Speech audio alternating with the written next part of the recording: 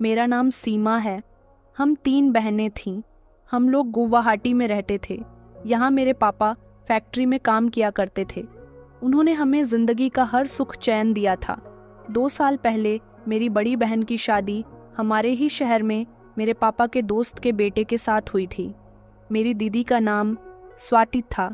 स्वाति दीदी अपने ससुराल में बहुत खुश थी क्योंकि यह रिश्ता मेरे पापा की मर्जी से हुआ था।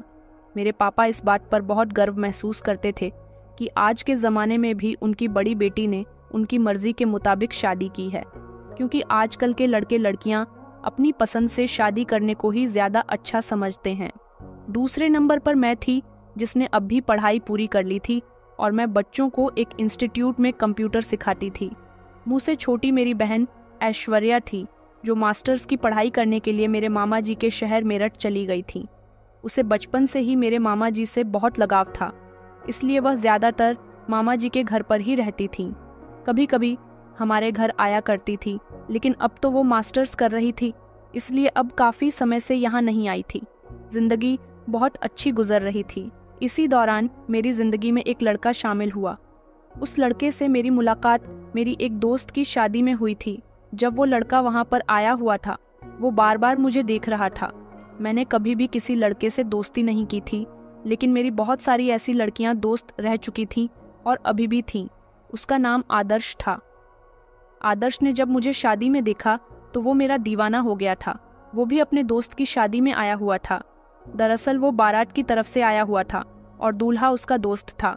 जब मैं शादी हॉल के वॉशरूम से बाहर निकल रही थी तो अचानक मेरी उससे टक्कर हो गई, क्योंकि मेरा ध्यान अपने दुपट्टे को संभालने में था और वो भी शायद हाथ में मोबाइल लेकर उस पर ध्यान देता हुआ सामने से चलकर आ रहा था। इससे पहले मैं उससे कुछ कहती, उसने मुझसे सॉरी कहना शुरू कर दिया। मुझे वैसे तो उस पर गुस्सा आ रहा था, मगर गलती उसकी नहीं बल्कि हम दोनों की थी। मैंने उसका सॉरी एक्सेप्ट कर लिया और मैं आगे बढ़ गई थी, मगर वह मुझे लगातार देख रहा था। मैं वॉशरूम से जब वापस आई तो मैंने उसे उसी जगह खड़े हुए देखा था। उसने कहा, क्या आप मुझे बता सकती हैं कि जेंट्स वॉशरूम कहाँ है? मैंने कहा कि आपको इतना बड़ा साइन बोर्ड लगा हुआ नहीं दिख रहा, तो वो कहने लगा कि अरे नहीं, मैं समझा कि कहीं यह भी लेडीज़ वॉशरूम ना हो। मैं उसको देखते हुए आगे बढ़ गई थी। वो बेवकूफ़ था या मेरे सामने बेवकूफ़ बनने की एक्टिंग कर रहा था, यह तो मैं नहीं समझ पाई थी, लेकिन उसे दूसरी बार मेरी टक्कर खाना खाते समय हुई थी। लेकिन अब की बार मेरी ही प्लेट उसके कपड़ों पर जाकर गिर गई थी। उसके कपड़े गंदे हो गए थे। मैंने उसे जल्दी से सॉरी बोला, क्योंकि इस बार पूरी की पूरी गलती मेरी थी। जब मैं अपने मोबाइल में ध्यान लगाए हुए खाने की प्लेट हाथ में लेकर टहल रही थी, अचानक मेरी हाई हील की वजह से मेरा पैर मुड़ गया। वो मेरे करीब से गुजर रहा था। मैंने उसे सहारा लेकर पकड़ने की कोशिश की और मेरे खाने की प्लेट उसके कपड़ों पर जा लगी। उसके कपड़ों पर दाग लग गए थे। इस बार मैंने उसे सॉरी बोलने में देर नहीं की थी। मैं बहुत शर्मिंदा हो रही थी। उसने मुझ पर गुस्सा नहीं किया, बल्कि वह बहुत शर्मिंदा हो रहा था। उसने कहा कि आपको चोट तो नहीं लगी ना? मैंने कहा कि नहीं, मुझे चोट नहीं लगी, मगर आपके कपड़े गंदे हो गए। वह हंसने लगा और कहने लगा कि कोई बात नहीं, मैं अब भी जाकर अपने कपड़ों को साफ कर लेता हूँ। मैं उसके पीछे पीछे चली गई और उससे कहा कि लाइए, मैं साफ कर देती हूँ। मैंने अपना रुमाल पानी से गीला किया और जितना हो सका उसके कपड़ों से दाग साफ कर दिए, लेकिन फिर भी उसके कपड़ों पर पीलेपन के धब्बे नजर आ रहे थे। मैंने कहा कि मुझे माफ़ कर दीजिएगा, आपके कपड़े बहुत ज़्यादा ख़राब हो गए। तो वह कहने लगा कि कोई बात नहीं, मैं यहाँ करीब में ही रहता हूँ, अभी जाकर कपड़े चेंज करके आ जाता हूँ, लेकिन काफ़ी रात हो गई है, सोच रहा हूँ कि अब अपने घर ही चला जाऊँ। मैंने कहा कि आपने खाना खाया या नहीं? तो वह कहने लगा कि नहीं, मैंने तो खाना भी नहीं खाया, मुझे थकान हो रही है, अब मैं अपने घर जाऊँगा, कपड़े चेंज करके फिर आऊँगा। बस मन कर रहा है कि मैं अपने घर जाकर आराम करूं। मैं शर्मिंदा होने लगी थी। मैंने कहा कि सॉरी, मेरी वजह से यह सब हो गया। तो वह कहने लगा कि आपको परेशान होने की कोई ज़रूरत नहीं है, आपने ये सब जानबूझकर तो नहीं किया है ना? मैंने कहा कि अच्छा, एक काम करते हैं, आप खाना खा लीजिए, उसके बाद आप चले जाना। वह कहने लगा कि कोई बात नहीं, मैं मार्केट से खाना ऑर्डर करके खा लूँगा। अब मेरे कपड़े ज़्यादा ख़राब हो रहे हैं, इसलिए मैं यहाँ ज़्यादा देर तक नहीं रुक सकता, वरना यहाँ मौजूद मेहमान मेरी मजाक बनाने लगेंगे। वह बेचारा वहाँ से उसी समय चला गया था। मुझे अफसोस हो रहा था कि वह खाना खाए बिना ही चला गया। थोड़ी देर बाद मैं भी अपने घर को वापस आ गई थी। हमारे घर का काफ़ी खुला माहौल था। ऐसा नहीं था कि हमारे पापा ने हमें किसी कैद में रखा हो, मगर मेरे पापा हमसे फिर भी यही कहते थे कि मेरी दी हुई आज़ादी का तुम लोग कभी भी गलत फ़ायदा मत उठाना। उधर मेरी बहन मेरठ में मामा जी के घर ही रहती थी और उनके घर ही रहकर अपनी पढ़ाई पूरी कर रही थी, लेकिन यह बात तय हो गई थी कि उसकी शादी मेरे मम्मी पापा ही करेंगे। 2-3 दिन इसी तरह से गुजर गए थे जब फिर से मेरा सामना उस लड़के से हुआ। मैं बस स्टॉप पर खड़ी हुई अपनी बस के आने का इंतज़ार कर रही थी, क्योंकि मैं ज़्यादातर इंस्टीट्यूट जाने के लिए बस का ही सफ़र करती थी। वो सड़क पर मुझे नज़र आया तो अब की बार उसने मुझे आवाज़ लगाकर हाय बोला था। मैंने कहा, आप? तो वह कहने लगा कि जी, क्या आप किसी और का इंतज़ार कर रही हो? मैंने कहा कि मैं बस का इंतज़ार कर रही हूँ, मुझे अपने इंस्टीट्यूट जाने में लेट हो रहा है, बस अभी तक नहीं आई। वो बाइक पर था। कहने लगा कि अगर आपको कोई प्रॉब्लम ना हो तो मैं आपको आपके इंस्टीट्यूट तक छोड़ सकता हूँ। मैंने कहा कि अरे नहीं नहीं, बस आती ही होगी, मैं चली जाऊँगी। मगर वो बहुत ज़िद करने लगा और कहने लगा, उस दिन के लिए आप मुझे अभी भी शर्मिंदा लग रही हो तो अपनी शर्मिंदगी दूर करने के लिए ही आप मेरा कहना मान लो, मुझे अच्छा लगेगा। अब उसके ज़्यादा ज़िद करने पर मैं उसकी बाइक पर बैठ गई थी। मैंने देखा था कि वह बहुत खुश नज़र आ रहा था और फिर उसके बाद उसने मुझे मेरे इंस्टीट्यूट ड्रॉप कर दिया था। वह कहने लगा कि आप यहाँ पर जॉब करती हो, यहाँ तो मेरा दोस्त भी जॉब करता है। मैंने कहा कि अच्छा, और फिर मैं मुस्कुराते हुए इंस्टीट्यूट के अंदर गई थी। वह मुझे जाते हुए बड़ी दूर तक देखता रहा था। अभी मैं उसको सिर्फ इतना ही जानती थी, लेकिन अब धीरे धीरे मेरा टकराव उससे बढ़ता ही जा रहा था। 2-3 दिन बाद फिर से मैंने उसे बस स्टॉप पर देखा। आज भी बस लेट थी और फिर वह मुझे इंस्टीट्यूट छोड़ने चला गया था और अब धीरे धीरे हम दोनों के बीच बातचीत शुरू हो गई थी। हम दोनों ने एक दूसरे से अपने अपने मोबाइल नंबर भी शेयर कर लिए थे। वैसे तो बातों बातों में पहले उसने ही मुझसे मेरा नंबर मांगा था। उसका नाम आदर्श था। हम दोनों एक दूसरे के साथ खूब बातें करने लगे थे। मुझे आदर्श का साथ बहुत पसंद आ रहा था। पहली पहली मोहब्बत का एहसास था, इसलिए मैं बहुत खुश रहने लगी थी। अभी आदर्श और मेरे बारे में किसी को कुछ नहीं पता था, क्योंकि हम दोनों ने अपनी मोहब्बत के बारे में अभी किसी को नहीं बताया था। हर रोज़ मुझे आदर्श बस स्टॉप ले जाता था और रात को मेरे घर से थोड़ी दूरी पर मुझे ड्रॉप कर दिया करता था। कुछ दिन इसी तरह से गुजर गए थे। एक दिन मेरे पास ऐश्वर्या की कॉल आई। ऐश्वर्या मुझे महीने में 1 या 2 बार कॉल कर लिया करती थी। वह गुस्सा हो रही थी। कहने लगी कि दीदी, आजकल आप भी तो मुझसे बात नहीं करती, आखिर आपको हो क्या गया है? अब मैं उसे क्या बताती कि मैं आदर्श के साथ ज़्यादातर बिजी रहती थी। मैंने उससे कहा कि तुम घर कब आ रही हो? वह 1 हफ्ते के लिए गुवाहाटी आ रही थी। मैं यह खबर सुनकर खुश हुई थी। स्वाति दीदी ने कहा था कि वह भी हमारे घर तभी आएंगी जब ऐश्वर्या आएगी। स्वाति दीदी भी हमारे घर बहुत कम आया करती थी, लेकिन अब मुझे एक नई खबर सुनने को मिली थी। पापा ने मेरे लिए रिश्ते तलाश करने शुरू कर दिए थे। पापा का कहना था कि अब सीमा की शादी की उम्र हो गई है, मगर मैं तो आदर्श से प्यार करती थी, उसके अलावा किसी और से शादी कैसे कर सकती थी। मैंने फौरन ही कॉल करके आदर्श को इस बारे में बता दिया। आदर्श कहने लगा कि तुम्हारी शादी मेरे अलावा किसी से नहीं होगी। मैंने कहा, तो फिर तुम मेरे घर रिश्ता भेज दो ना। वो कहने लगा कि मेरे माता पिता तो इस दुनिया में नहीं हैं, मैं खुद ही तुम्हारे घर रिश्ता लेकर आ जाऊंगा। मुझे उम्मीद थी कि जब आदर्श मेरे घर आकर मेरे मम्मी पापा से मेरा हाथ मांगेगा तो वो फौरन ही राजी हो जाएंगे। मजबूरन मुझे स्वाति दीदी को घर बुलाकर आदर्श के बारे में सब कुछ बताना पड़ गया था। स्वाति दीदी यह सब सुनकर बहुत हैरान हुई थी। उन्होंने कहा, यह तुमने क्या कर दिया? पापा ने तुमसे मना किया था ना कि उनके भरोसे को तोड़ने की कभी कोशिश मत करना। तुम जॉब करती हो, इसका मतलब यह नहीं कि तुम बाहर लड़कों से मिलो। मैंने कहा, दीदी, मैं किसी लड़के से नहीं मिलती, मैं तो बस आदर्श से प्यार करने लगी हूँ, और आदर्श के साथ कौन सा मैं भागकर शादी करने जा रही हूँ। आदर्श खुद इज्जत से यहाँ रिश्ता लेकर आएगा। दीदी ने कहा कि चलो अच्छा है, वह यहाँ अपने माता पिता को लेकर आ जाएगा तो शायद पापा तुम दोनों की शादी के लिए हाँ कर दे। मैंने दीदी को साफ साफ बता दिया था कि उसके माता पिता नहीं हैं और ना ही कोई बहन भाई है। उसका इस शहर में कोई रिश्तेदार भी नहीं रहता। वह किसी दूसरे शहर का रहने वाला है और डॉक्टर है, किसी अस्पताल में ड्यूटी करता है। यहाँ पर वो अपनी जॉब के सिलसिले में ही आया हुआ है, लेकिन उसका ड्रीम है कि वो अपना अलग क्लिनिक खोलना चाहता है। शादी के बाद वो मुझे अपने घर ले जाएगा और वहीं पर क्लिनिक खोलेगा।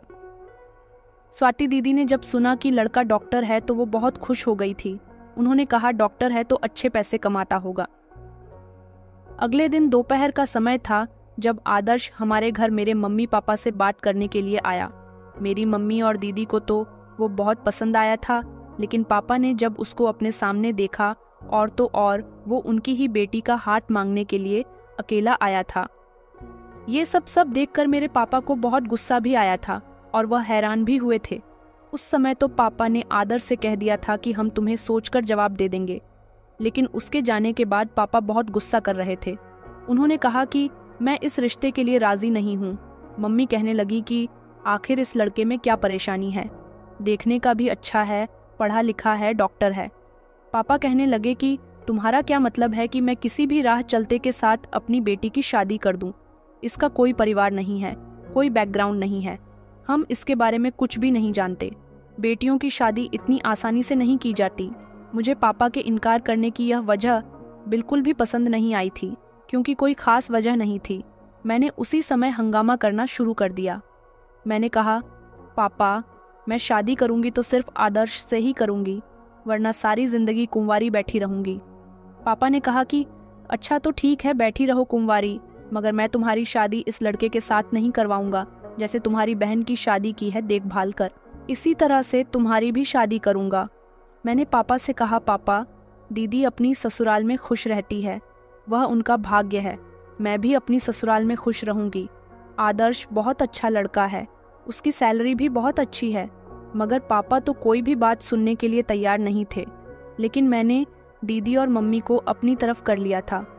मम्मी ने कहा कि मैं अपनी बेटी की शादी इसी लड़के के साथ करवाऊंगी। मैं भी जिद पर अड़ गई थी। अब इतने लोगों के सामने अकेले पापा की क्या चलनी थी। पापा ने कहा कि अच्छा ठीक है, तुम्हारी शादी उसी लड़के के साथ हो जाएगी, मगर मैं तुमसे सारे संबंध खत्म कर दूंगा। मैंने सोचा था कि कोई बात नहीं, पापा भी नाराज है, इसीलिए सब कुछ कह रहे हैं।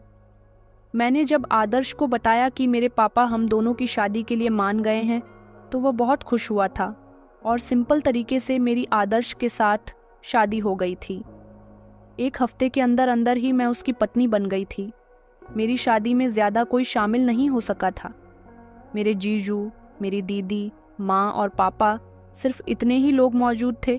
यहाँ तक कि ऐश्वर्या को भी हमने नहीं बुलाया था। ऐश्वर्या को जब ये सब पता चला तो वो बहुत नाराज हुई थी, लेकिन अभी उसके आने में बहुत समय था और अक्सर वो घर तभी आती थी जब उसके कॉलेज की छुट्टियां होती थी। उसके आने के चक्कर में अगर पापा का फैसला बदल जाता तो मैं क्या करती। वैसे भी मेरे पापा बड़ी मुश्किल से कोई फैसला करते थे। मेरी शादी तो आदर्श के साथ जैसे तैसे हो गई थी। मेरे पापा ने मुझे विदा भी कर दिया था, मगर घर से जाते समय उन्होंने कहा था कि कभी किसी मदद की ज़रूरत पड़े तो यहाँ कभी मत आना। मैं खामोशी से घर से निकल आई थी। आदर्श ने कुछ दिन तो मुझे अपने साथ यहाँ एक बड़े से घर में रखा था। आदर्श ने कहा था कि यह घर उसने किराए पर लिया है। मैं तो इस घर को देखकर चौंक गई थी। यह घर बहुत बड़ा था। मुझे तो उम्मीद ही नहीं हो रही थी कि इतना बड़ा घर आदर्श रेंट पर भी ले सकता है। इस घर को देखकर लगता था जैसे कोई घर नहीं बल्कि कोई होटल है। घर में पूरी तरह से साफ सफाई थी और 2 नौकरानियां भी थीं। आदर्श ने कहा था कि हम इस घर में सिर्फ 1 महीने रहेंगे, फिर जब मैं अपने घर तुम्हें ले जाऊंगा तो वहां जाकर मैं अपना क्लिनिक खोल लूंगा। मैंने आदर्श से पूछा, तुम्हारा घर कहाँ पर है? आदर्श ने मुझे बताया कि मेरा घर मेरठ में है, क्योंकि अभी मैं 3 महीने से ही तो आदर्श को जानती थी और शायद इन 3 महीनों में वह मुझसे प्यार मोहब्बत की बातें ज़्यादा किया करता था, बल्कि उसने अपनी इन्फॉर्मेशन मुझे बहुत कम ही दी थी। मैंने जब सुना कि वह मेरठ में रहता है तो मुझे बहुत खुशी हुई थी। मैंने उसे बताया कि मेरे मामा जी का घर भी मेरठ में ही है और वहीं पर मेरी बहन भी रहती है। मैं आदर्श के साथ बहुत खुश थी। वह मेरी हर ख्वाहिश पूरी किया करता था। मुझे बिल्कुल भी कोई काम नहीं करने देता था। सुबह को वह हॉस्पिटल चला जाता था, जबकि शाम को जब वह घर आता तो मेरे लिए कोई ना कोई महंगा सा तोहफा लेकर आया करता था। 1 महीने बाद वह मुझे लेकर मेरठ चला गया था। यहाँ आने के बाद भी मैं उसका घर देखकर चौंक गई थी। इसका घर नहीं बल्कि यह तो बड़ा सा बंगला था। मैंने आदर्श से कहा, क्या यह तुम्हारा घर है? आदर्श कहने लगा कि हाँ, यह मेरा ही घर है। मेरे दिमाग में अचानक से ना जाने क्यों एक सवाल पैदा हुआ था जो मैं आदर्श से करना चाहती थी, मगर उस समय उसकी खुशी देखकर नहीं कर सकी थी। वह सवाल यह था कि आदर्श का इतना बड़ा बंगला था और उधर गुवाहाटी में उसने मुझे बड़े से घर में रखा हुआ था। अगर उसके पास किसी चीज की कोई कमी नहीं थी तो फिर उसे नौकरी करने की क्या जरूरत थी? वह क्यों गुवाहाटी अस्पताल में जॉब करने के लिए गया था? उस समय मैं खामोश रही थी, लेकिन कुछ दिनों बाद मैंने बातों ही बातों में जब आदर्श से यह बात पूछी तो आदर्श ने मेरी बात को ध्यान से नहीं सुना था। ऐसा लग रहा था जैसे वह मेरी बात इग्नोर करने की कोशिश कर रहा है। कुछ दिन मैं इसी तरह से आदर्श के साथ रहती रही। मैं बहुत खुश थी। वह मेरी हर ख्वाहिश को पूरी किया करता था। उसने घर में मेरे लिए हर तरह की आसानियां मौजूद की हुई थीं। उसकी बड़ी सी गाड़ी भी थी। मैं यही सोचती थी कि जब उसके पास ही सब कुछ है तो उसे कोई बहुत बड़ा बिजनेसमैन होना चाहिए था, या फिर उसे अपना अलग क्लिनिक खोलने की या अस्पताल में जॉब करने की क्या ज़रूरत है, बल्कि उसका तो खुद का अपना अस्पताल होना चाहिए था। और वह मेरी बातों का जवाब मुझे सही तरीके से क्यों नहीं देता था? यहाँ आने के बाद मैंने आदर्श के अंदर बहुत सारे चेंज महसूस किए थे। वह यह थे कि जितनी मोहब्बत वह मुझसे गुवाहाटी में किया करता था, उतनी मोहब्बत मुझसे यहाँ रहकर नहीं कर रहा था। ज़्यादातर वह यहाँ बिजी रहता था। मैंने उससे पूछा कि आखिर तुम कहाँ बिजी रहते हो? घर में भी बहुत कम रुकते हो। वह कहने लगा कि मैं अपना क्लिनिक खोलने में बिजी हूँ। अब तुम देखना, मेरे पास बहुत सारे पेशेंट आया करेंगे।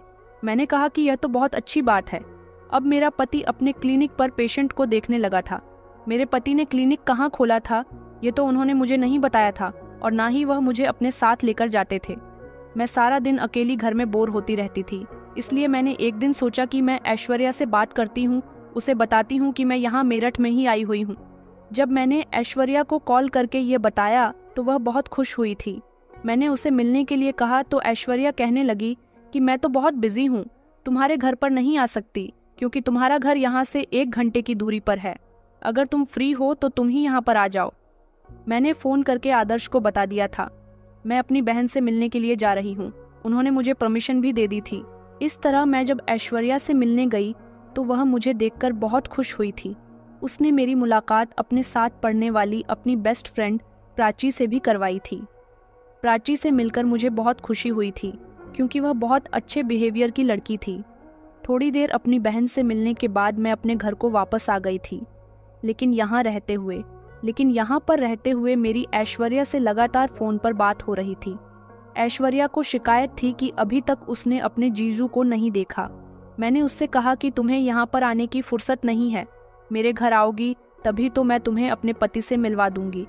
लेकिन उसका कहना था कि अभी उसे बिल्कुल भी फुर्सत नहीं है, उसके एग्ज़ाम्स चल रहे हैं।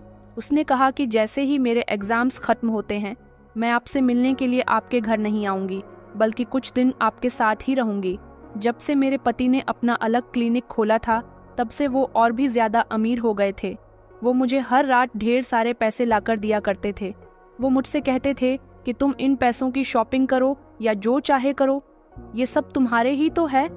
मैं बहुत खुश थी कि मेरा पति तो ज़्यादातर काम में ही बिजी रहता था, इसलिए मैं अकेले ही ड्राइवर के साथ शॉपिंग करने चली जाती थी। लेकिन मैं कंफ्यूज इस बात से थी कि आखिर मेरे पति के पास इतना पैसा कहाँ से आ रहा है।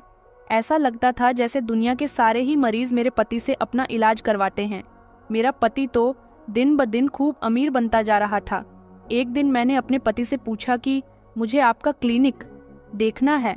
मेरे पति ने कहा कि तुम वहाँ जाकर क्या करोगी, वहाँ तो ढेर सारे पेशेंट्स होते हैं। मैंने कहा लेकिन मुझे फिर भी वहाँ जाना है। उन्होंने कहा कि अच्छा बाबा ठीक है, किसी दिन मैं तुम्हें वहाँ लेकर चलूँगा। मगर वह अभी तक मुझे वहाँ लेकर नहीं गए थे। उधर मेरे पापा तो मुझसे अभी भी नाराज़ थे, मगर मेरी दीदी और मम्मी चुपके से मुझे कॉल करके मेरे हाल चाल पूछती रहती थी। मेरे पति के साथ मेरी जिंदगी तो बहुत अच्छी गुजर रही थी। वह मुझे हर तरह का ऐशो आराम दे रहा था, मगर उसके पास मेरे लिए वक्त नहीं था। हमेशा वह अपने क्लिनिक पर रहता था, लेकिन इस दौरान मैंने एक बात भी नोटिस की थी। जब वह घर में मेरे पास होता तो किसी न किसी से फ़ोन पर बातें करता रहता था।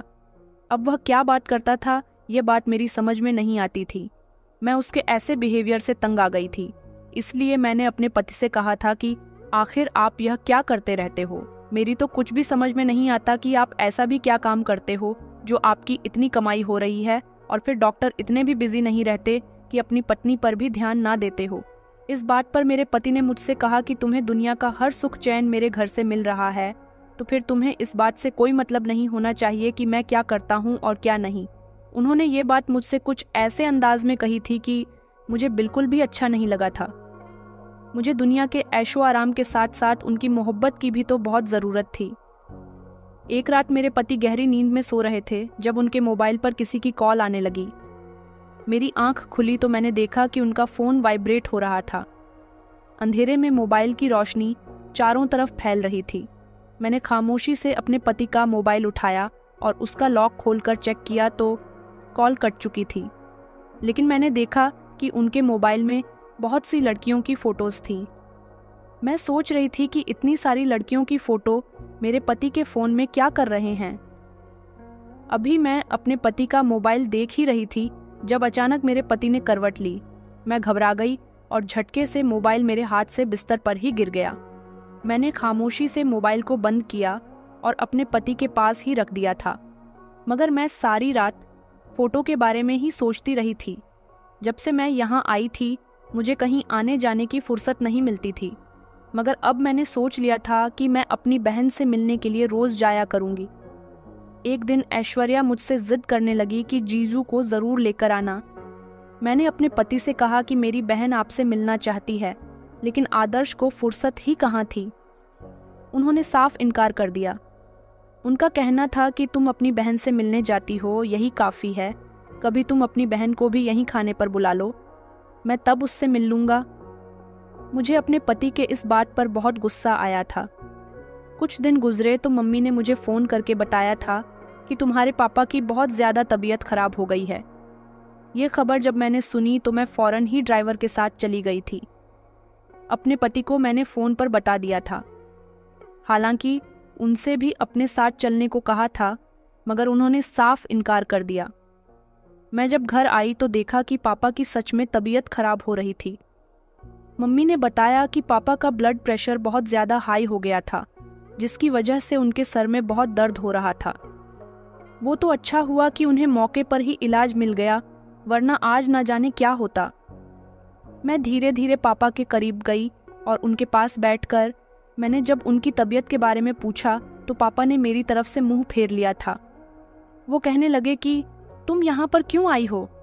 मैंने कहा, पापा मैं आपको देखने के लिए आई हूँ। मैं जानती हूँ कि आप मुझसे नाराज़ हो, मगर मैं अपनी ससुराल में बहुत खुश रहती हूँ। आपको लगता था कि आदर्श को आप नहीं जानते तो वो मुझे खुश रखेगा भी या नहीं, लेकिन वो तो मुझे बहुत खुश रखता है। पापा आप नाराज़गी ख़त्म कर दीजिए ना। मगर पापा मुझे माफ़ करने के लिए तैयार ही नहीं थे, क्योंकि मैं अपने पापा के गुस्से को बहुत अच्छी तरह से जानती थी। मैंने कुछ दिन वहीं रहने का इरादा कर लिया था। मैंने नोटिस किया था कि यहाँ आने के बाद एक बार भी आदर्श ने मुझे कॉल करके यह नहीं पूछा था कि तुम कहाँ हो और तुम्हारे पापा की तबीयत कैसी है। मुझे आदर्श की इस हरकत पर बहुत गुस्सा आया था। यहाँ तक कि जब मैंने उनको कॉल की तो उन्होंने मेरी कॉल भी रिसीव नहीं की थी। आखिर वो ऐसा भी क्या काम करते थे? मैं भी खिड़की के पास खड़ी हुई आदर्श को बार बार कॉल लगा ही रही थी।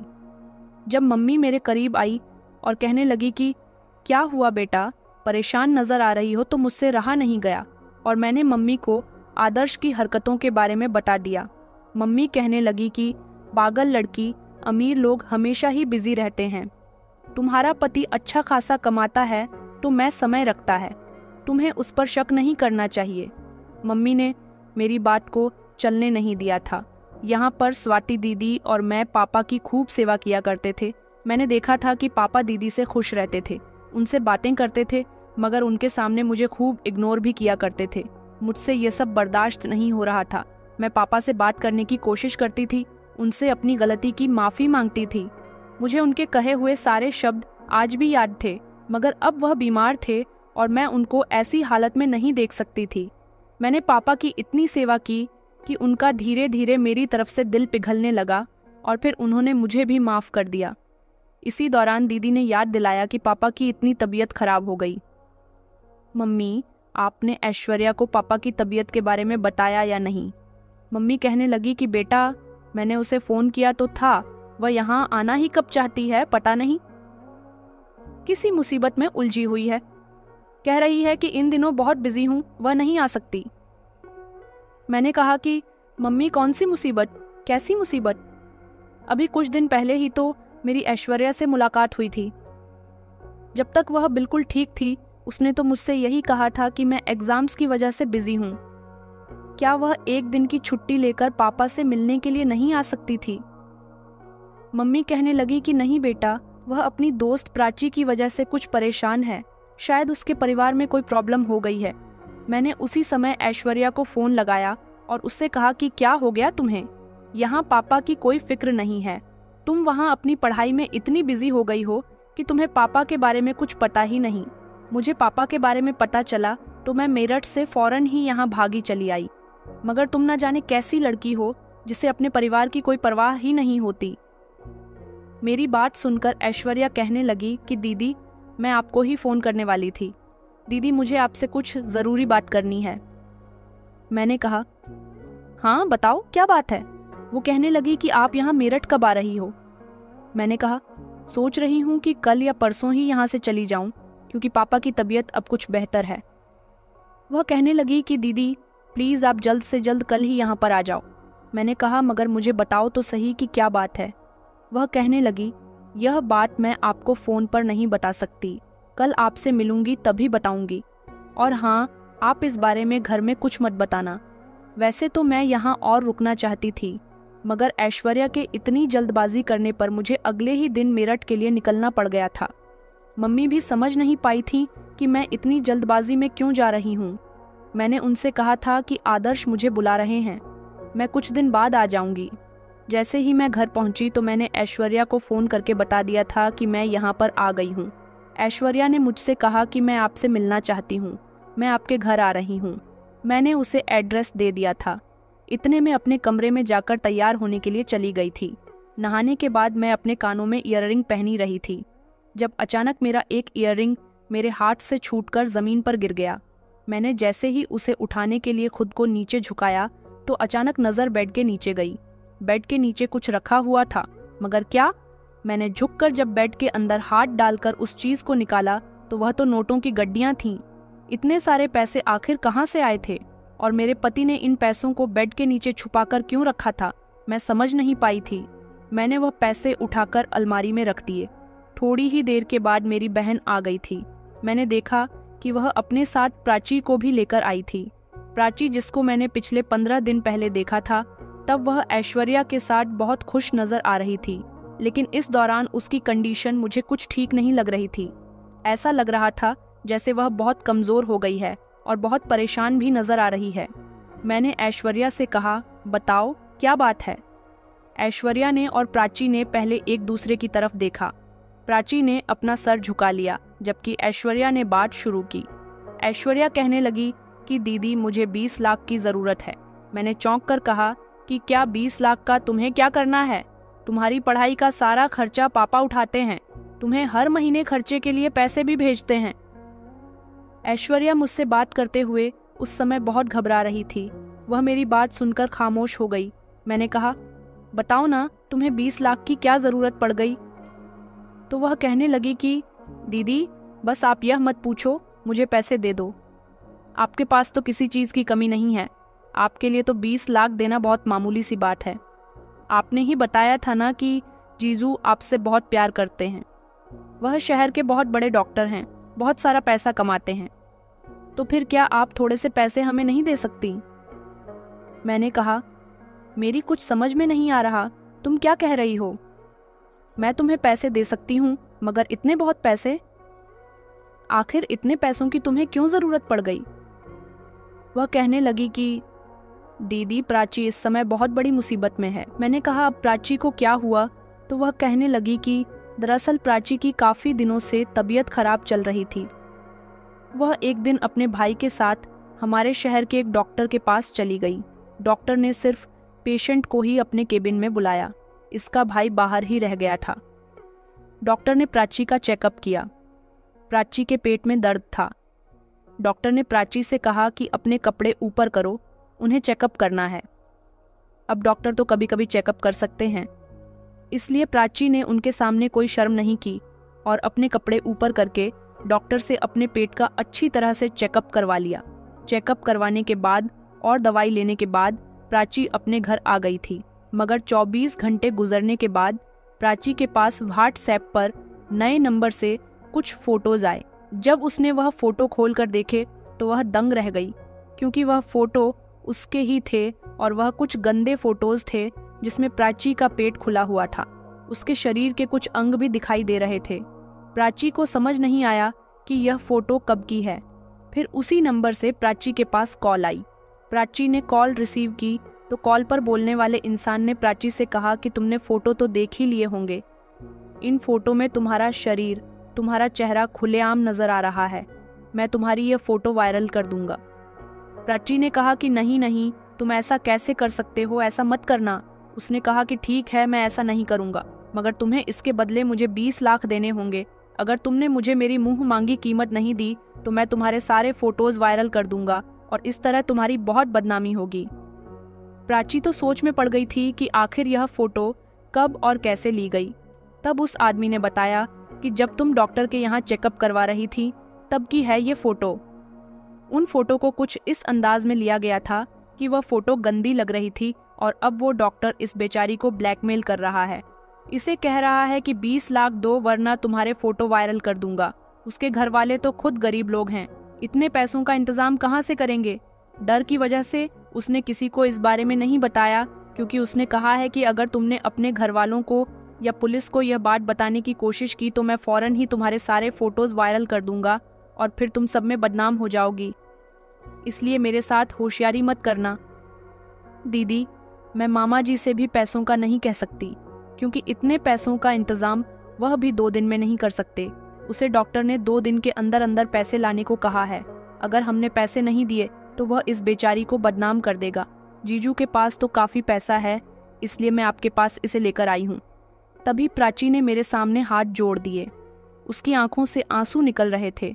वह कहने लगी कि दीदी प्लीज़ मेरी मदद कीजिए, ऐसा ना हो कि मैं किसी बड़ी मुश्किल में फंस जाऊं। मैं तो उसकी बात सुनकर एक गहरी सोच में चली गई थी।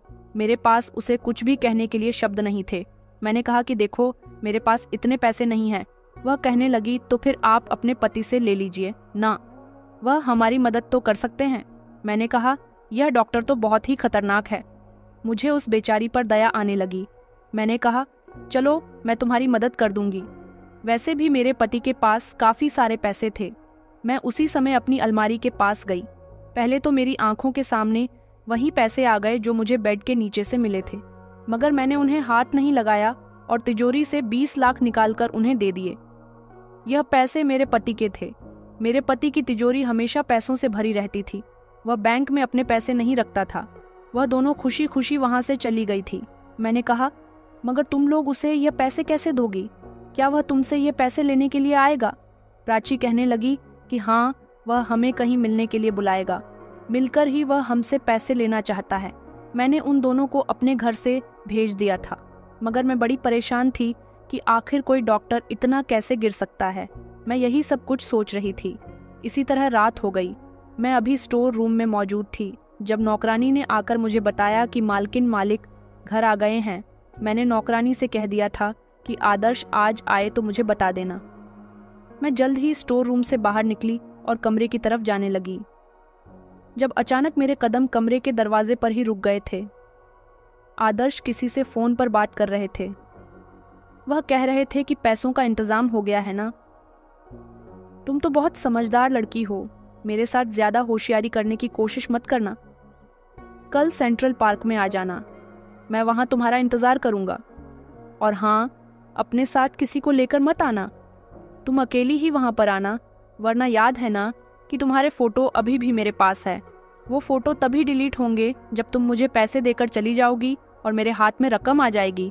कल सुबह ठीक 6 बजे तुम सेंट्रल पार्क में आ जाना। उस समय पार्क में सुनसान होती है। मेरे पति ने बात पूरी करने के बाद मोबाइल बंद कर दिया था। इतनी ही देर में मैं कमरे के अंदर चली गई। मुझे देखकर मेरे पति कहने लगे कि अरे तुम आ गई। मैंने कहा कि जी आ गई। मैंने आपको कितने कॉल किए मगर आपने तो मेरी किसी कॉल का जवाब ही नहीं दिया। यहाँ तक कि आपने मुझे पलटकर कॉल करना भी ठीक नहीं समझा। वह कहने लगे कि मैं काम में बिजी था। मैंने कहा आखिर ऐसा भी आपका कौन सा काम हो गया जो आपको बिल्कुल ही फुर्सत नहीं है। आज मैं जानना चाहती हूँ कि आखिर आप ऐसा कौन सा काम करते हो। आदर्श कहने लगे कि मैं बहुत थक गया हूँ, इस समय तुम मुझसे ये बातें मत करो। यह कहते हुए आदर्श बेड पर अपने जूते उतारने बैठ गए थे। मैंने कहा कि नहीं, मैं जानना चाहती हूँ आप जैसे मामूली से डॉक्टर के पास इतने पैसे कहाँ से आते हैं। मेरी बात पर उन्होंने अपने हाथ रोक लिए और मेरी तरफ घूर कर देखा। कहने लगे कि तुम्हें यहाँ किसी चीज़ की कोई परेशानी नहीं है तो फिर तुम्हें मेरे काम से कोई मतलब नहीं होना चाहिए। मैंने कहा मगर मैं आपका काम जानना चाहती हूँ। तो वो कहने लगे कि देखो सीमा, मुझसे ज़्यादा बहस मत करो। मैं इस समय बहुत थक गया हूँ, सुबह मुझे जल्दी उठना है। मैंने कहा क्यों, सुबह आपको कहीं जाना है। तो कहने लगे कि हाँ, एक पेशेंट है, उसका ट्रीटमेंट चल रहा है, उसकी कंडीशन कुछ ठीक नहीं है, सुबह मुझे उसके पास ही जाना है। मैं खामोश हो गई थी क्योंकि अब धीरे धीरे मुझे अपने पति पर शक होने लगा था। क्या मेरा शक करना ठीक था? मेरी समझ नहीं आ रहा था। सारी रात मेरे सर में बहुत दर्द होता रहा। मैंने उन पैसों के बारे में भी आदर्श से नहीं पूछा था और ना ही उनको उन पैसों के बारे में बताया था जो मैंने प्राची की मदद करने के लिए दिए थे। लेकिन आज रात मुझे सोना नहीं था। मुझे देखना था कि आखिर मेरे पति क्या काम करते हैं। आज मैंने सोचा था कि मैं अपने पति का पीछा करूंगी और देखूंगी कि वह कहाँ जाते हैं। मेरे पति ने सुबह 5:30 बजे का अलार्म लगा दिया था। उनके मोबाइल का अलार्म बजा तो वह भी उठ गए थे और फौरन ही बाथरूम में चले गए। मैं अभी भी बिस्तर पर इस तरह से लेटी हुई थी जैसे गहरी नींद में सो रही हूँ। मेरे पति तैयार होकर जल्दी से घर से निकल गए थे। मैं फौरन ही उठी और अपने पति के पीछे पीछे चलने लगी। आज मेरे पति ने गाड़ी भी नहीं ली थी। मैंने अपने दुपट्टे से अपना चेहरा छुपा लिया था। मैं खामोशी से धीमे धीमे कदमों से उनका पीछा कर रही थी। सुबह सुबह का समय था। चारों तरफ सुनसान थी। सड़क पर 2-3 लोग ही नजर आ रहे थे। मेरे पति ने किसी को सेंट्रल पार्क में बुलाया था और वह मुझसे झूठ कह रहे थे कि उन्हें किसी पेशेंट से मिलने के लिए जाना है। क्या पेशेंट सेंट्रल पार्क में आया था? अब मुझे ज़्यादा सोच विचार करने की ज़रूरत नहीं थी क्योंकि सब कुछ अब मेरी आंखों के सामने आने वाला था। मेरे पति सेंट्रल पार्क के गेट पर रुके। उन्होंने इधर उधर देखा कि कहीं कोई उन्हें देख तो नहीं रहा, मगर मैं जल्दी से पेड़ की आड़ में छुप गई। आदर्श ने अपनी जेब से निकालकर मफलर अपने चेहरे पर लपेट लिया और फिर वह अंदर जाने लगे।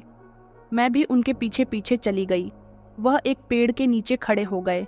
मैं उनको दूर से खड़े हुए देख रही थी।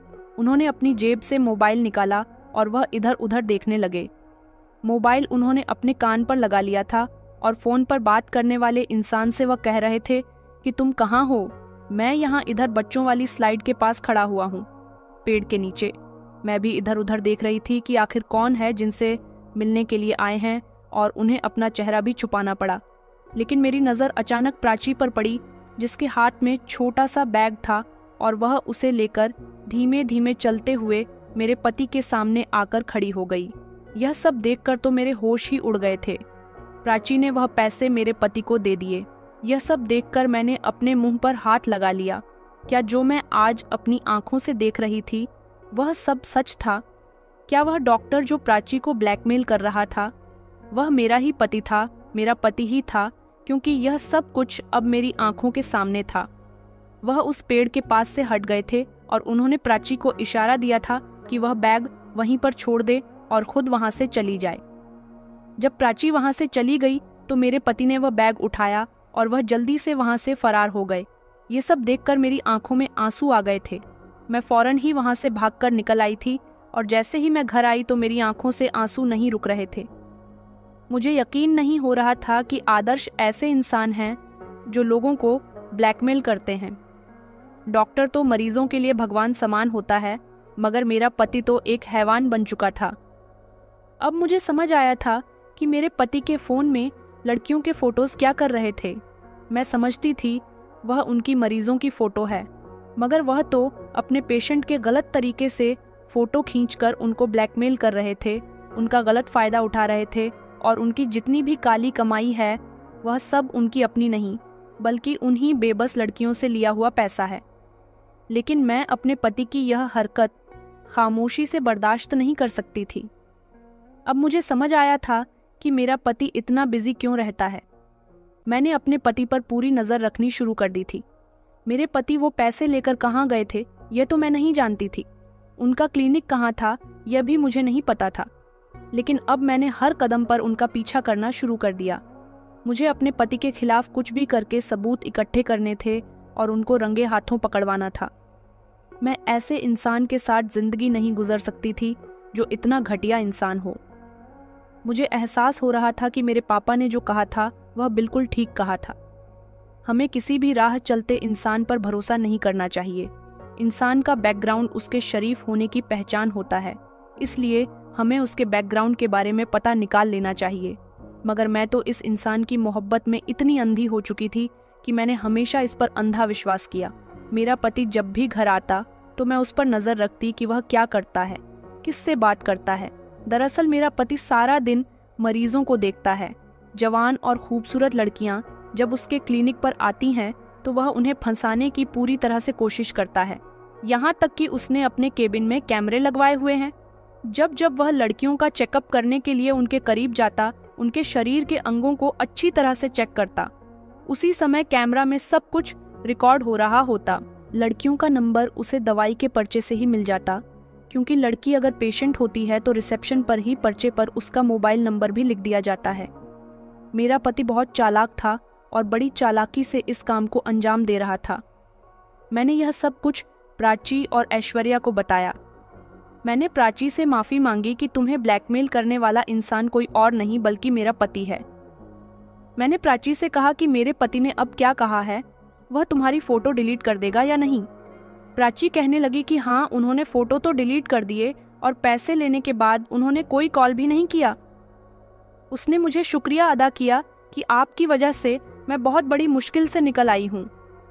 ऐश्वर्या कहने लगी कि दीदी, अब आपको जीजू की हकीकत पता चल गई है तो क्या करना है।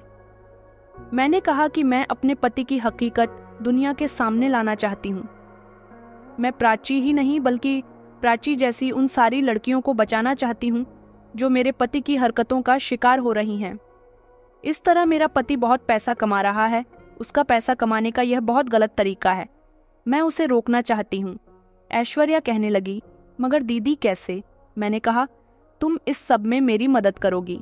ऐश्वर्या चौंक कर कहने लगी कि मैंने कहा कि हाँ, मेरा पति तुम्हें नहीं जानता और अब जैसा मैं कहूँ तुम्हें वैसा ही करना होगा।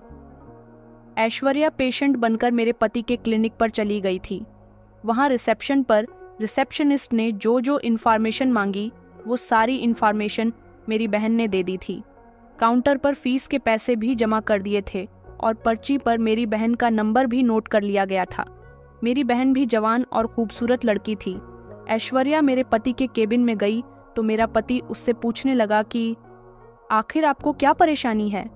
ऐश्वर्या ने कहा कि मेरी कमर में और पेट में बहुत दर्द है, तो वह उसे पर्दे के पीछे लेकर चला गया। उसने ऐश्वर्या से लेटने के लिए कहा। ऐश्वर्या लेट गई और उसने धीरे धीरे उसके पेट से कपड़े उठाने शुरू किए। वह मेरी बहन को अलग अलग जगह से छू भी रहा था। मेरी बहन से यह सब कुछ बर्दाश्त नहीं हो रहा था, मगर फिर भी उसे सब कुछ सहना था क्योंकि हमें सबूत के साथ इस इंसान को पकड़ना था। उसने ऐश्वर्या के साथ जो करना था किया, मगर अब हम ऐश्वर्या के मोबाइल पर उसकी कॉल आने का इंतजार कर रहे थे। उसने मेरी बहन से 25 लाख की रकम मांगी थी, क्योंकि वह मेरी बहन के कपड़ों का अंदाज देखकर समझ गया था कि वह पढ़ी लिखी और किसी अमीर घर की लड़की है, क्योंकि मेरी बहन हमेशा से ही स्टैंडर्ड कपड़े पहनती थी। मेरी बहन ने उसे फ़ोन पर बात करके नाटक किया कि उसकी फ़ोटो वायरल ना करें, लेकिन आदर्श ने ऐश्वर्या से भी वही सब कुछ कहा जो प्राची से कहा था और वह जो बाकी लड़कियों से कहा करता था। अब हम लोग पूरी तैयारी से थे। ऐश्वर्या को उसने रेलवे स्टेशन के पीछे वाले एरिया में बुलाया था। उस जगह भी सुनसान रहती थी। अक्सर मेरा पति सुनसान वाले इलाकों में ही पैसे लेने जाता था, लेकिन इस बार हम उसकी पूरी प्लानिंग को बहुत अच्छी तरीके से जानते थे। जब मेरा पति वहां खड़ा हुआ, ऐश्वर्या के आने का इंतजार कर रहा था और उसने ऐश्वर्या के आ जाने पर उसे पैसे रखकर जाने के लिए कहा, तो ऐश्वर्या वहां से जा चुकी थी। लेकिन जैसे ही मेरा पति वहां पहुंचा और उसने बैग को हाथ लगाया, फौरन ही मौके पर वहां पर पुलिस पहुंच गई थी और पुलिस ने उसे अरेस्ट कर लिया। सबसे पहले पुलिस ने उसका मोबाइल हिरासत में लिया था। आदर्श ने अभी भी अपना चेहरा छुपाया हुआ था। पुलिस ने जब उसके चेहरे से मफलर हटाया तो वह आदर्श ही था। आदर्श यह नहीं समझ पा रहा था कि उसके साथ यह सब कुछ कैसे और क्यों हुआ। मैं तभी उसके सामने आ गई, मेरी बहन और मेरी बहन की दोस्त प्राची। हम सब लोग भी उसके सामने आ गए थे। आदर्श हमें देखकर चौंक गया। वह कहने लगा कि सीमा देखो, मुझे गलत मत समझना, यह सब कुछ मैंने तुम्हारे लिए किया, प्लीज मुझे पुलिस से बचा लो। मैंने कहा, मैंने ही पुलिस को बुलाया है और यह सब कुछ मेरी ही प्लानिंग थी। मैं जानती हूँ कि तुम इन दोनों लड़कियों को देखकर हैरान हो रहे हो। प्राची मेरी बहन की दोस्त है और ऐश्वर्या मेरी बहन है। तुमने इन दोनों को बहुत अच्छे तरीके से बेवकूफ़ बनाया। मैं तुम्हारे इरादे समझ गई थी, क्योंकि मैंने कई बार तुम्हारे मोबाइल में लड़कियों की फोटोज देखी थी। तुम्हारे दिन ब दिन कामयाब होने से भी मैं कंफ्यूज होती रहती थी। और तो और, उस दिन मैंने प्राची से पैसे लेते हुए भी तुम्हें देख लिया था। तुम्हें याद नहीं कि जो पैसे तुमने प्राची से लिए वह पैसे मैंने ही प्राची को दिए थे, क्योंकि यह बेचारी मेरी बहन के साथ मुझसे मदद मांगने के लिए आई थी। मगर तुम्हें क्या पता कि तुम्हारे ही पैसे तुम्हें मिल गए। आदर्श बार बार चीख रहा था, चिल्ला रहा था कि यह सब झूठ है, मैंने कुछ नहीं किया। मगर अब उसका फोन जब पुलिस के हाथ में आ गया तो बहुत सारे ऐसे राज खुलकर आए थे जिसे सुनकर मैं भी हैरान रह गई थी। आदर्श यह काम काफी सालों से कर रहा था। वह एक बहुत अच्छा डॉक्टर था। वह चाहता तो एक कामयाब डॉक्टर बनकर भी पैसे कमा सकता था, मगर उसने अपने रुतबे का गलत फायदा उठाया। वह गुवाहाटी में भी यही सब कुछ करता था, मगर उसे वहां शक होने लगा कि कहीं वह पकड़ा ना जाए, इसलिए उसने शादी के बाद फौरन ही शहर में रहना शुरू कर दिया। मगर यहाँ उसका काम बहुत अच्छा चल रहा था। वह काफी सारी लड़कियों को बेवकूफ बना चुका था। वह बैंक में इतने सारे पैसे नहीं रख सकता था, इसलिए जितने पैसे लड़कियों से उसे मिलते वह सारे ही पैसे घर में कहीं ना कहीं छुपा कर रख दिया करता था, ताकि मुझे शक ना हो कि इतने पैसे कहाँ से आ रहे हैं। मगर एक दिन बेड के नीचे मुझे भी पैसे रखे हुए मिल गए तो मुझे शक होने लगा था, और यह बात क्लियर हो गई थी कि मेरा पति काफी सारी लड़कियों को बेवकूफ बना चुका था, क्योंकि उसने अपने केबिन में चेकअप वाले स्थान पर कैमरे लगाए हुए थे। उन कैमरे की रिकॉर्डिंग वह रात को चेक करता था। यह सारे ही काम वह अस्पताल में कर रहा था। अस्पताल में उसके साथ एक साथी भी मिला हुआ था जो इस सारे सिचुएशन को हैंडल करता था, क्योंकि पकड़े जाने के बाद पुलिस की पिटाई खाकर आदर्श ने सब कुछ कबूल कर लिया था। आदर्श ने मुझे शादी में देखा था और मैं उसे पसंद आ गई थी। बस तभी से वह मेरा दीवाना हो गया। उसने मुझसे तो शादी कर ली, लेकिन बाकी लड़कियों को ब्लैकमेल करके वह उनको पैसों के लिए मजबूर करने लगा। वह बेचारी लड़कियां न जाने कहां कहां से पैसों का बंदोबस्त करती थी। कुछ अपनी माँ का जेवर बेचती तो कुछ चोरी करके पैसों का इंतजाम करती थी।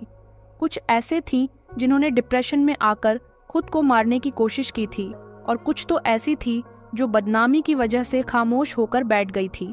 मेरे पति के अरेस्ट होने के बाद जब उन लड़कियों को पता चला कि मेरा पति अरेस्ट हो चुका है और उसके क्लिनिक को भी सील कर दिया गया, तो वो लड़कियां बहुत खुश हुई थीं और मेरा शुक्रिया अदा करने लगी थीं।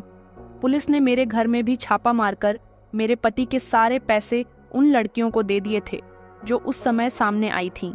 काफ़ी सारे ऐसे पैसे थे जो मेरा पति खर्च कर चुका था। मेरे पति को लंबी सज़ा हुई। मैंने भी अपने पति से डिवोर्स ले ली थी। वो हाथ जोड़कर मुझसे माफ़ी मांग रहा था, मगर मैंने उसे माफ़ नहीं किया, क्योंकि उसकी गलती माफ़ी के काबिल ही नहीं थी, और इस तरह मेरे पति का भांडा फूट गया था। मैं बहुत रोई थी, जिससे मैंने मोहब्बत की थी। वो एक ऐसा घटिया इंसान निकाल सकता था, मैंने सोचा भी नहीं था। मेरे घर वालों को जब ये बात पता चली तो वो भी बहुत शर्मिंदा हुए थे। पापा ने मम्मी से यही कहा था कि बेटियों की शादी हमेशा देखभाल कर ही करनी चाहिए। तुमने मेरी बात ना मानकर जल्दबाजी में बहुत बड़ा फैसला कर लिया और जल्दबाजी के फैसले हमेशा गलत होते हैं। हमें हर फैसला सोच समझकर करना चाहिए, क्योंकि बेटियों की शादी का फैसला 2-3 दिन का नहीं होता, बल्कि सारी जिंदगी की बात होती है। मैं भी आप लोगों से यही कहना चाहूँगी कि अपनी बेटियों के लिए सोच समझकर रिश्ते तलाश कीजिए। मैं तो आज तक डाइवोर्स लेकर बैठी हुई हूँ, अभी भी जॉब कर रही हूँ, लेकिन मैंने जिससे मोहब्बत की थी उसने मुझे धोखा दिया। वह एक धोखेबाज निकला। वह भले ही मुझे ऐशो आराम की जिंदगी दे रहा था, मगर मुझे ऐसे ऐश की ज़रूरत नहीं थी जो दूसरों का सुकून बर्बाद करके मिल सके। दोस्तों, उम्मीद करती हूँ आपको हमारी कहानी पसंद आई होगी। कहानी पसंद आई है तो वीडियो को लाइक करें। चैनल पर नए हैं तो चैनल को सब्सक्राइब करें। धन्यवाद।